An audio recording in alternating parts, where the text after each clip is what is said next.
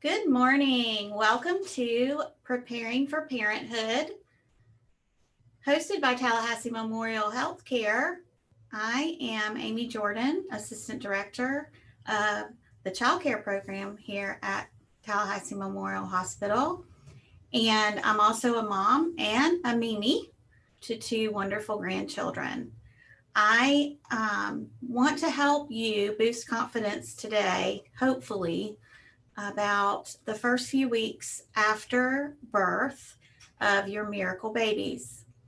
We're going to talk about what babies look like shortly after birth and how to change a diaper because you're going to be doing a lot of that.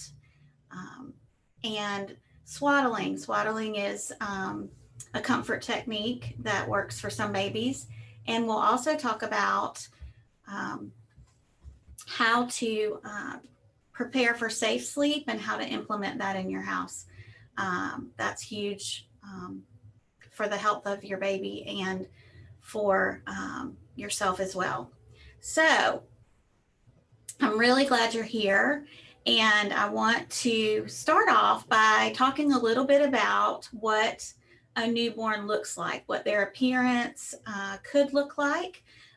Keep in mind that these are general things that could be part of what your newborn looks like. They're not necessarily specific to every baby, but I want to share some of that with you so that you'll kind of get an idea of what to expect and know that not all newborns come out looking like Gerber babies.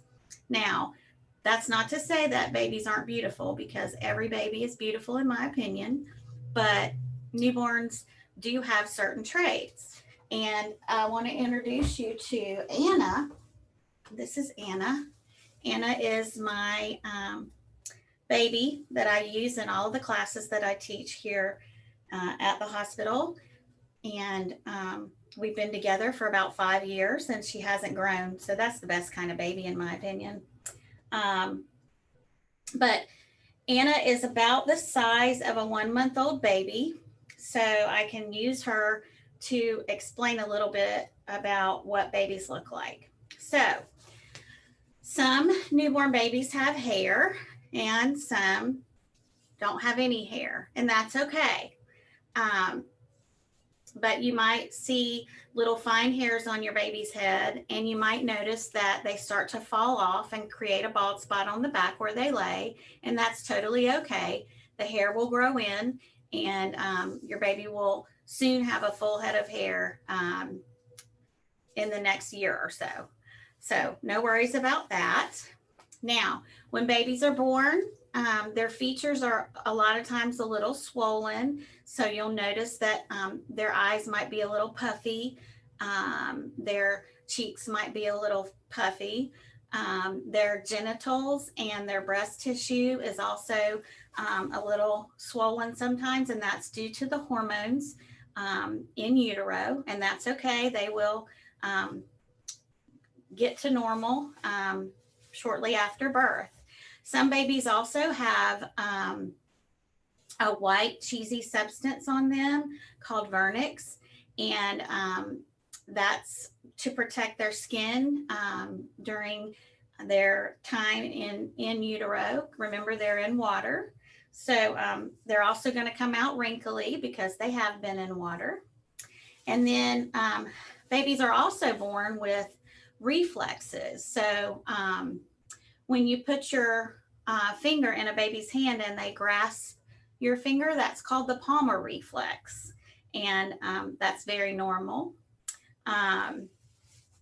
So babies also, some babies also have a little bumps on their face or chin or forehead. People might call it baby acne, and that's also normal as well, nothing to be worried about.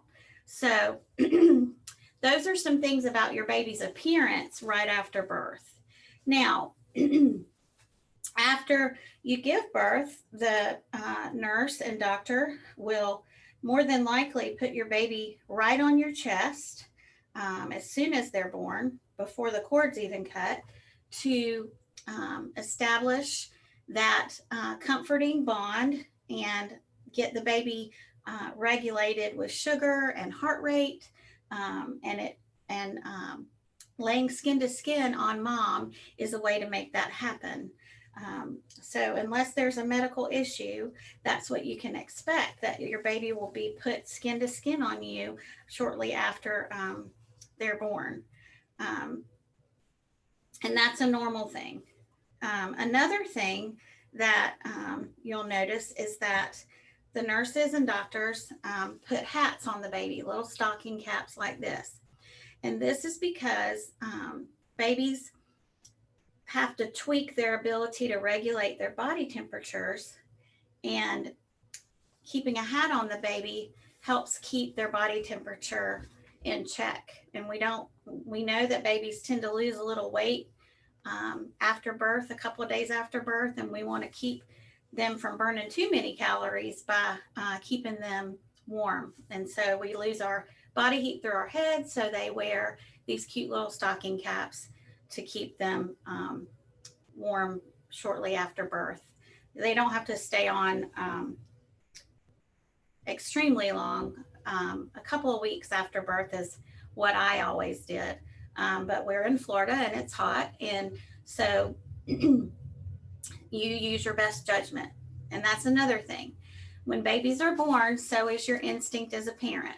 And you always want to listen to that, because if you feel that there's something not right, that your baby is not acting right, or something different has happened that's not happened before, their demeanor or their feeding or their sleeping schedule, always call your pediatrician. That's very important that you feel comfortable doing that, because you don't want to ever doubt that feeling that you have that something's not right. And there's never, ever a dumb question for a pediatrician. That's why they're here. So always contact your pediatrician if you think something's not right. The other thing I want to talk about is swaddling.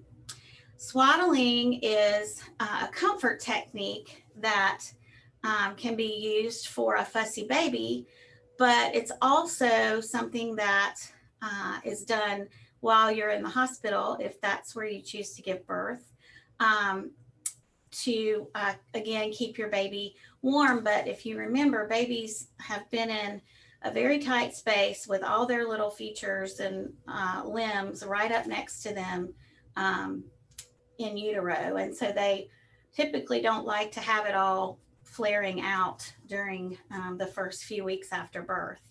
The most important thing to remember about swaddling is that we keep the baby's hands out, and that's so that we can recognize hunger cues and know that it's time to feed the baby. And that would be babies putting their hands to their mouth or getting fidgety or rooting around. Those are the hunger cues that we look for. And typically babies don't need to be swaddled anymore when they start becoming more mobile, kicking around. And that's usually around 2 months. You don't want to swaddle a baby after about 2 months, because then it gets dangerous with the blanket. So I'm going to step back and we're going to swaddle Anna. I'm going to show you the technique to do that.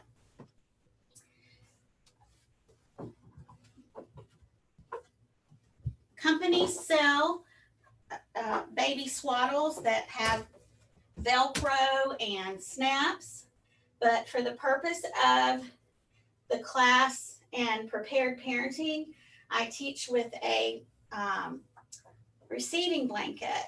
And when you're in the hospital, you may see your baby wrapped in a blanket similar to the one I have. They're square and they're cotton. And so in order to create the swaddle, you're going to fold one corner of the blanket down to the middle, just like that. And then, and remember, you're going to be doing this on a surface like a changing table or a bed. And I'm doing it to be able to teach you how to do it. And so here we have baby. We're going to put the back of baby's neck on that crease that you just made when you folded that corner down. You're going to wrap one side of the blanket over, making sure it stays under baby's chin and that those arms stay out. You're going to fold the bottom of the blanket up and then fold any excess under the chin, and then take the other side and wrap it around just like this. There's no need to tuck because we're always going to put babies on their back, and we don't want to make it too terribly tight, but we do want to make it so that baby feels comfortable. And so here we are. So when your nurses come in after your baby's born to check everything, if they're in their isolate, they will swaddle them like this and give them back to you with their hat and their blanket around them. And so you see Anna's arms are out so she can let me know when she's hungry, when she puts her hands to her mouth or starts to turn her head and root around. So this is just one comfort technique that you can use with a newborn. Sometimes they like to be lightly bounced or shushed when they're having a hard time because they do cry. And their crying usually peaks around 2 months old. Not all babies cry, but this is just a general rule that their crying usually peaks around 2 months old. They cry when they're hungry. Sometimes they cry when they need a diaper change. Sometimes they cry when they're too cold or too hot. And sometimes they cry for no reason at all. And you just have to try your best to comfort them and do what you can to make them feel better. If their crying is not able to be comforted after a period of time, that would be a good time to call the doctor. There may be something else going on. And the other thing is, when you have a baby in a swaddle, it's important not to put them to sleep in a swaddle. Safe sleep is really important. It's something that I'm very passionate about. And so safe sleep looks like no bumper pad, no mobile, no toys, no pillows, no blankets, a tight fitting sheet with a baby on their back. And that's all that's in the bed, or the bassinet. Tight fitting sheet and a baby on their back. Now, they do have sleep sacks, which are basically like a blanket that zips up and it fits over the baby's shoulders. And those are appropriate to use during sleep instead of a blanket. And also, once breastfeeding has been established, usually after the first 6 weeks, you can offer the baby a pacifier when you put them down to sleep. If they spit it out when they're asleep, you don't have to worry about putting it back. Just take it out and put it away. The other thing is make sure that your temperature in your home stays between 70 and 72 degrees. Now, I always get a jaw drop when I say that in class because we live in Florida and that's like, are you crazy, lady? That's going to make our power bill go up to like $1,000. But it's worth it to know that you're creating an environment that's safe and healthy for your baby. And it's not forever. This is just within the first year. You want to make sure that that environment is 70 to 72 degrees, and that's during all seasons. So that's a huge point that I like to make. It's just better for the baby. It's better for everybody, actually. I think we sleep better when we're a little bit on the chilly side. The other thing is diapering. you're going to be changing probably 6 to 8 to 10 diapers a day, depending on your child. Breastfed babies have more bowel movements usually than bottle fed babies. Um, so I'm going to show you a technique that I learned when one of my children was in the newborn ICU here at TMH. It made a lot of sense to me, and hopefully you'll see why. Um, but before I do that, I'm going to explain the anatomy of a diaper to you. I know it sounds kind of corny, but I think you need to know about a diaper before you start using them on your children. I don't promote any certain brand of diaper. That's a choice that you have. There are currently 500 diaper companies in the country that you have to choose from. And there are disposables and cloth. So you have choices with that as well. So let me bring this a little bit closer. This is a size 1 diaper. As you see, it has a little front that Velcro can attach to. This is the back. Has a little bit of elastic. And there's elastic around the legs. And that's not to be cute or pretty. That's actually to help prevent leaks. So when you change a diaper, you always make sure that that elastic is out. Disposable diapers have a Velcro tab, just like this. They attach to themselves when you're not putting a diaper on the baby. And then a lot of diapers have a yellow strip down the middle. This is called a wetness indicator. And when the diaper is soiled, this line turns blue. So there's no guessing as to whether or not your baby needs to have a diaper change. There's also a lot of diaper companies have cute little characters on their diapers. Some of them have tab indicators of where the tabs need to go for the perfect fit. So you have choices, you have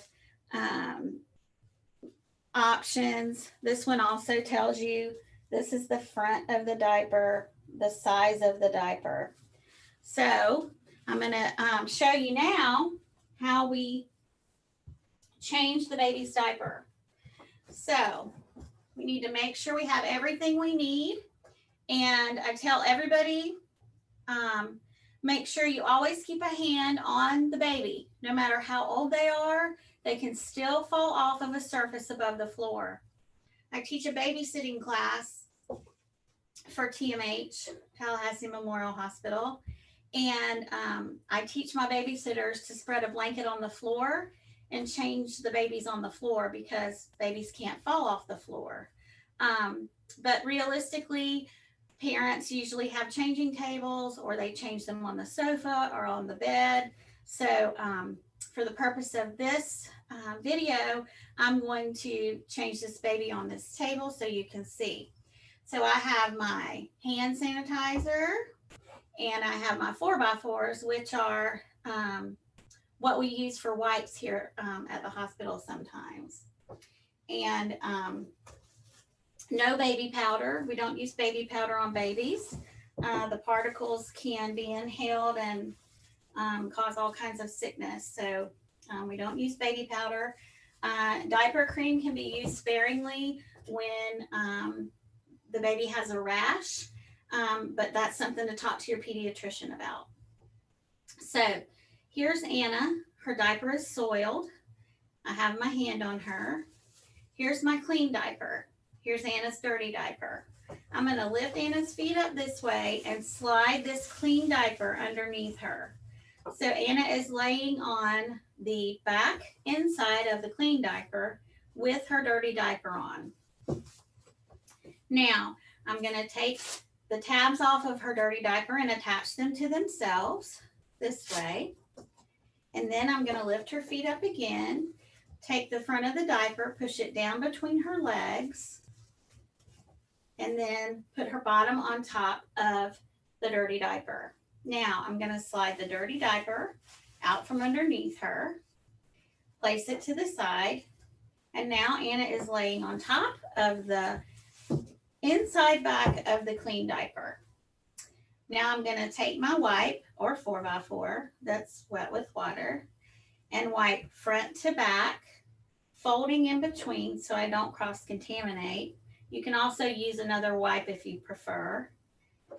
And then continuing front to back.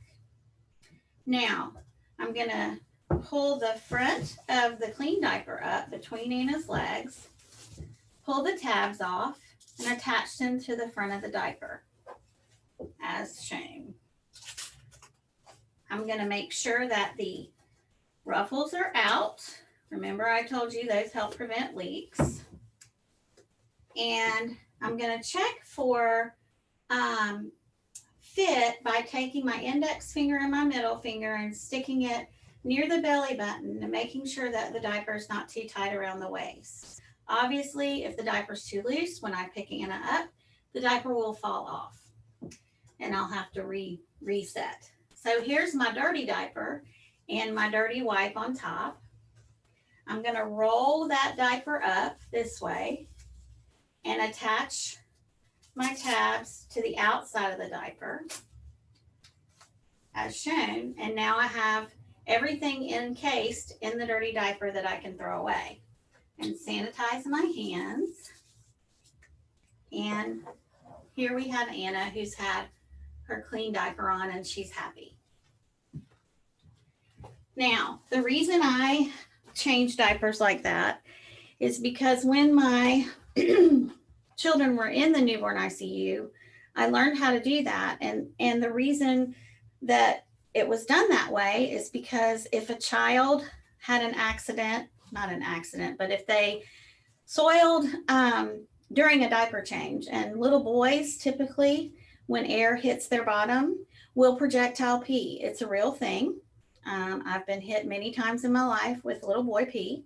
And when they say projectile, it really does travel very far. So that being said, in the NICU, the newborn ICU, they change diapers that way in order to have everything there and prevent the isolate or bed from being soiled so that they don't have to have this big production, because newborn ICU babies have lots of leads and all kinds of things they're hooked up to. So if they soil their bed, it's a huge production to have to clean all that up. So I have just learned how to do it, and I can do it in my sleep. I do it on a daily basis here at the childcare centers. So that's how you change a diaper. Again, you're going to be doing a lot of that. So I would encourage you to practice before your babies come. And you can use any technique you like. That's just the way I do it. And I think it's sanitary because the baby's bottom never touches anything but a diaper. So with that, I also want to talk about feeding your baby. Breastfeeding is the very best for babies, and it's encouraged for at least the first 9 months of life. There are a lot of benefits to that, and I know that the Baby and Family Fair has had some classes and panels talk about breastfeeding, and I support it 100%, and I think it's a wonderful way to bond with your baby, but also to get your baby the nutrients that they need and the antibodies as well. We have a team of wonderful lactation consultants and nurses here at the hospital, and they are ready and willing to assist new mommies with breastfeeding techniques and holding and troubleshooting. So please utilize those services when you have your baby. And also consider getting a breast pump, because they are a wonderful way to help your milk supply stay established and to allow partners and daddies to participate in feedings, which is also important.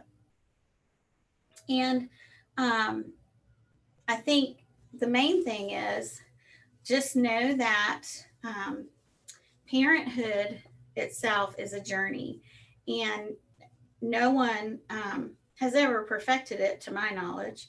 I mean, I think I'm a good mom and a good Mimi, but I know I've made mistakes and shoulda, coulda, woulda.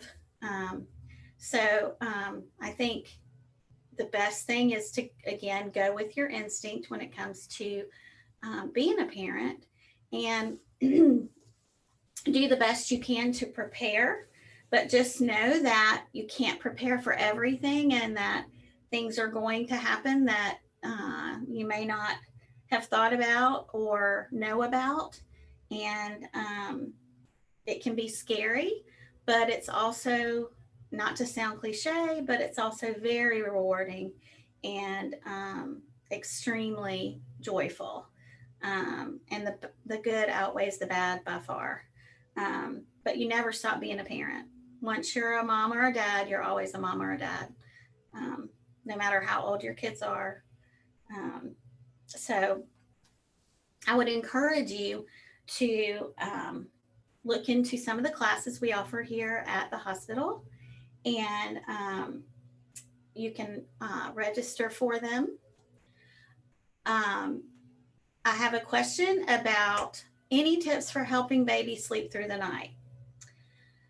The biggest thing I can tell you is babies are programmed to wake up in the middle of the night because they have to eat. It's a natural thing. The best thing I can tell you is to keep lighting and noise normal during the day, so that babies can learn to establish that time frame. They don't know the difference at birth, again, because they have to eat. But having normal light and normal noise and not tiptoeing during the daytime hours is probably the best advice I can give you as far as helping them sleep through the night. Unfortunately, for at least the first 6 weeks, your sleep deprivation is going to be a thing. My best advice, and I know this is also a cliche thing, is to sleep when the baby sleeps. And that was always told to me. But I I can't stress that enough. Nap, sleep when the baby sleeps. Your dishes and laundry will be there when you get up. Nobody needs to worry about that. You have to rest. Should I ever wake my baby to feed them or let them sleep? Now, that is a question that is something you need to discuss with your doctor, your pediatrician. Some babies can go a little bit longer without being fed, but some babies need to be on a 2.5 to 3 hour schedule for the first few weeks. But again, that's something that you need to speak to your pediatrician about. If your baby busts out of the swaddle, then it's a good time it's a good time to stop the swaddle. If the baby's able to break out of the swaddle, then it's a good idea to stop it. It's not safe for them to be able to pull the blanket over their face or that kind of thing. I would definitely stop it at that point. How often should I bathe my baby, and how can I do it safely? Okay. The suggestion is to bathe your baby 2 to 3 times a week. Safely would be setting your water heater to 120 degrees or the warm setting so it doesn't get too hot. Always test the water with the inside of your elbow. So dip it down into the basin or whatever you use. It's safest to bathe a newborn baby in a basin or a kitchen sink, so that they can be held and positioned properly. Um, the rule is that you don't get a tub bath until the cord falls off, which is about 10 days to 2 weeks after birth. But again, that's something to discuss with your pediatrician about when you can actually put them in the little basin of water. Um, any tips for establishing a bedtime routine? Yes. So bedtime needs to be uneventful.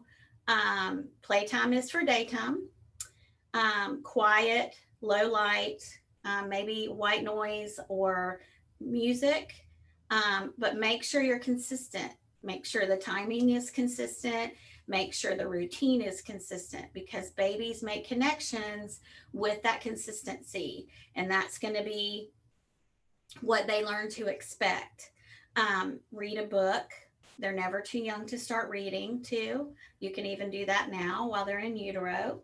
Um, but yes, make sure that it's consistent and that you're consistent. Make sure that, if you're going to put them to bed at 7:30, you need to make sure you start doing that every night. My routine was a bath, then a massage with some lavender baby lotion, and then feeding, and then bedtime. And then middle of the night feedings were very uneventful. We didn't turn lights on. I got baby out of the bassinet, fed the baby, put the baby back down. No singing or stimulation other than the feeding. Should I be worried when my baby spits up? Spitting up is sometimes normal. Babies get gassy, they get air bubbles, and sometimes they'll spit up. When you need to start worrying is when they projectile vomit, which is when it's literally what it says, it comes shooting out of their mouth, or when they're spitting up what appears to be their entire feeding. Sometimes babies have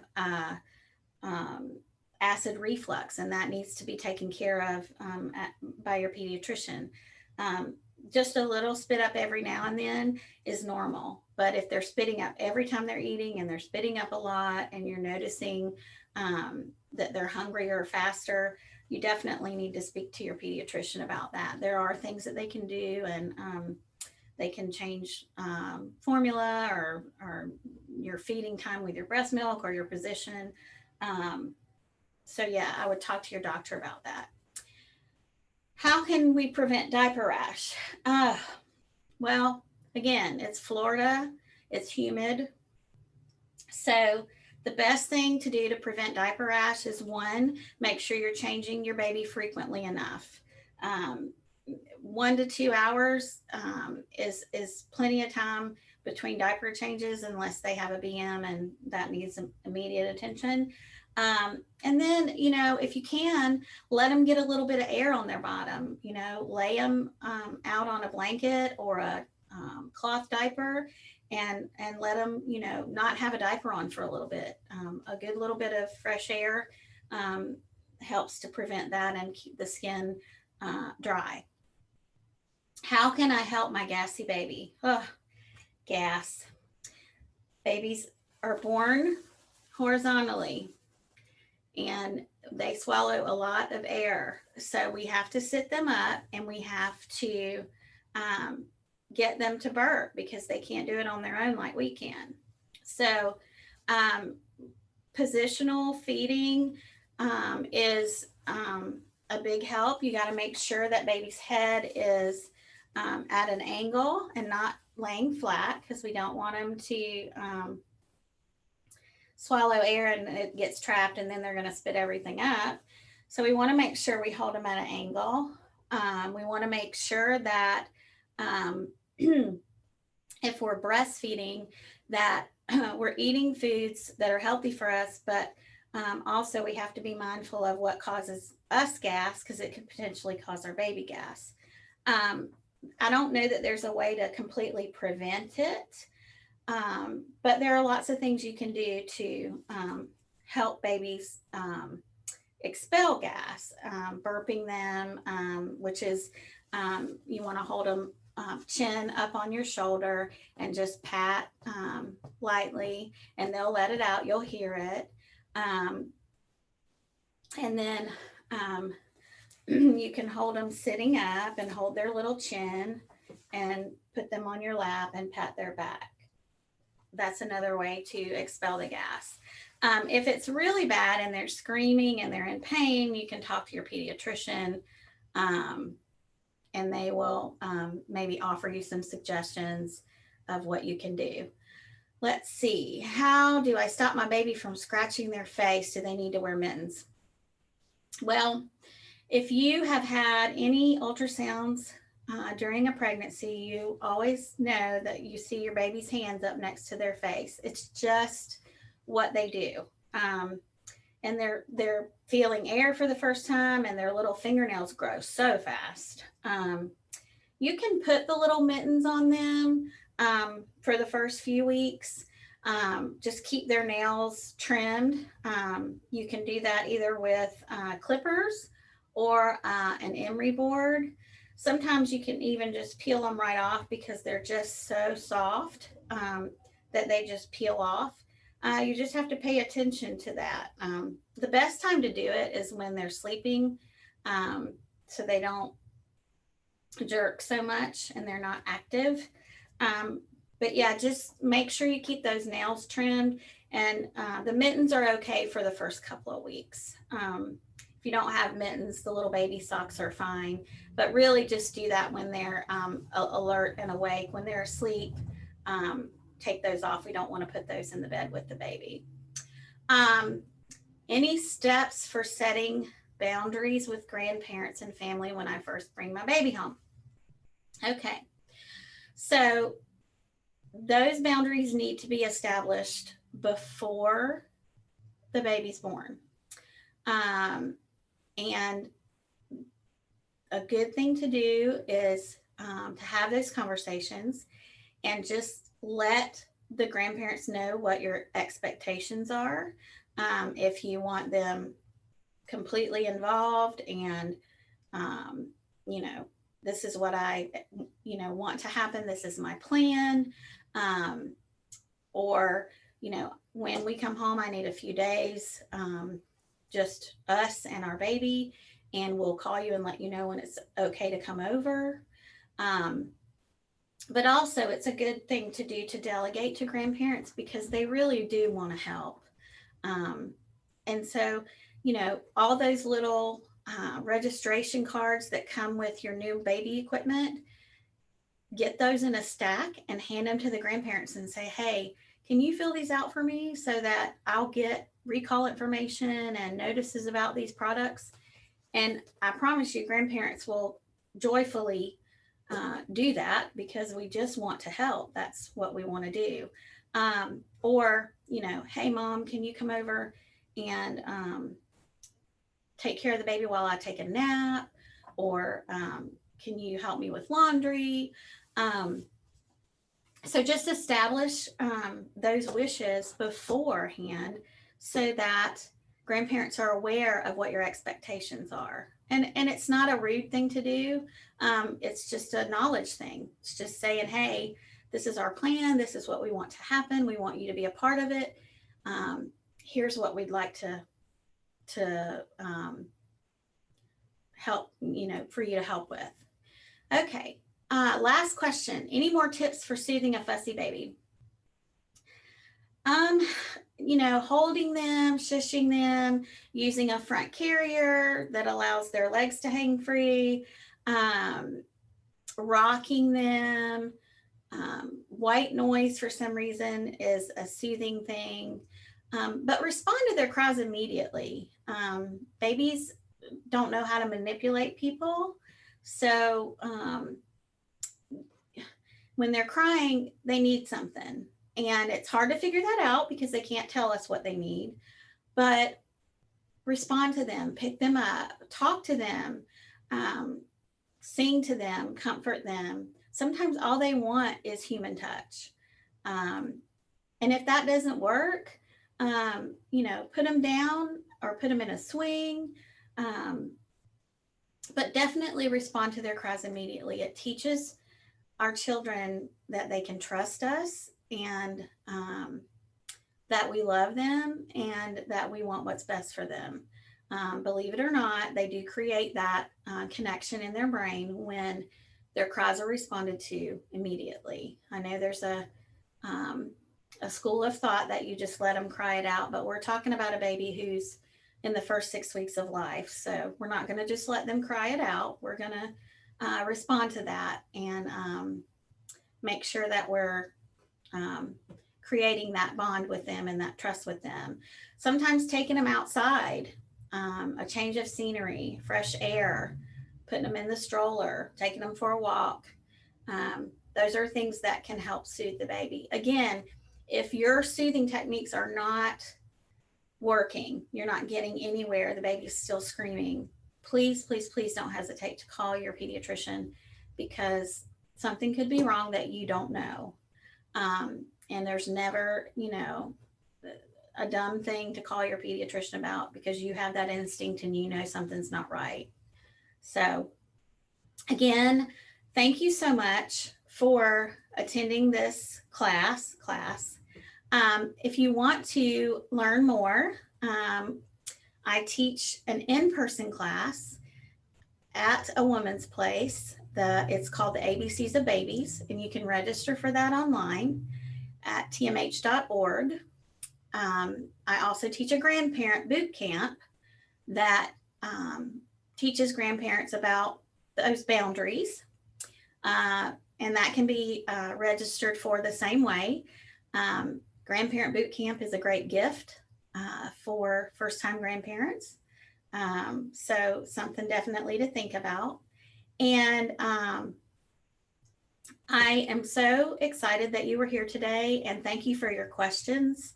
And I look forward to hopefully seeing you all at some of our classes. And I appreciate again that you spent some time with us this Saturday morning.